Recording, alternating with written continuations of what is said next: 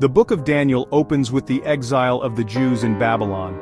King Nebuchadnezzar of Babylon had conquered Jerusalem and taken many Jews captive, including a young man named Daniel. Daniel distinguished himself in Babylon, serving in the royal court. Years later, a new king arose in Persia, Cyrus the Great. Cyrus conquered Babylon and allowed the Jewish exiles to return to their land. Daniel, however, remained in Persia, serving in Cyrus's court. It was during Cyrus's reign that Daniel received an extraordinary vision. In Daniel chapter 10, we read of a man clothed in linen, with a belt of gold from Uphaz. His body was like beryl, his face shone like lightning, his eyes were like flaming torches, and his arms and legs had the appearance of burnished bronze. This was no ordinary man. This was a being of immense power and glory. The man in linen spoke to Daniel, revealing that he had been sent from heaven in response to Daniel's prayers. He also told Daniel of a great conflict taking place in the spiritual realm, a conflict between angelic beings, each representing a different kingdom or nation. This is where we are introduced to the Prince of Persia and the Prince of Greece. The man in linen informs Daniel that he had been battling the Prince of Persia for 21 days.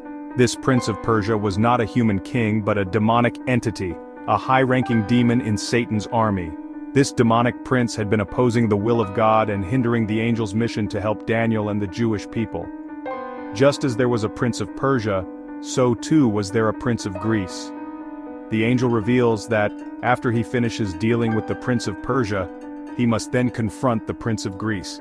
This indicates that these demonic princes were not working together but were rivals, each seeking to advance the interests of their respective realms.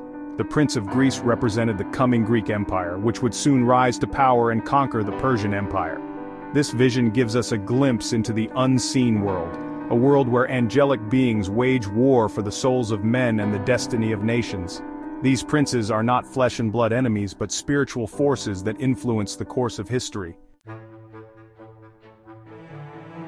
Daniel's vision teaches us that the battles we see in the physical world often have roots in the spiritual realm.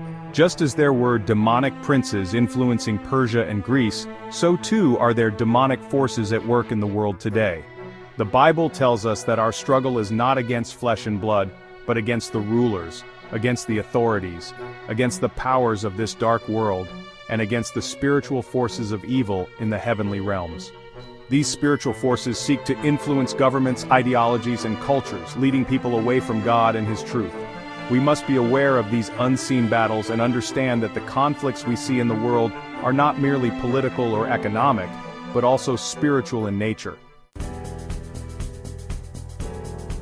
So how do we stand strong in this spiritual contest? First, we must put on the full armor of God, as described in Ephesians 6:10 through 18.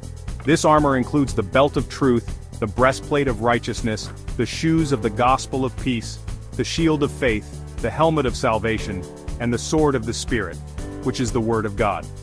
Second, we must be people of prayer, interceding for our leaders, our nations, and the advance of God's kingdom.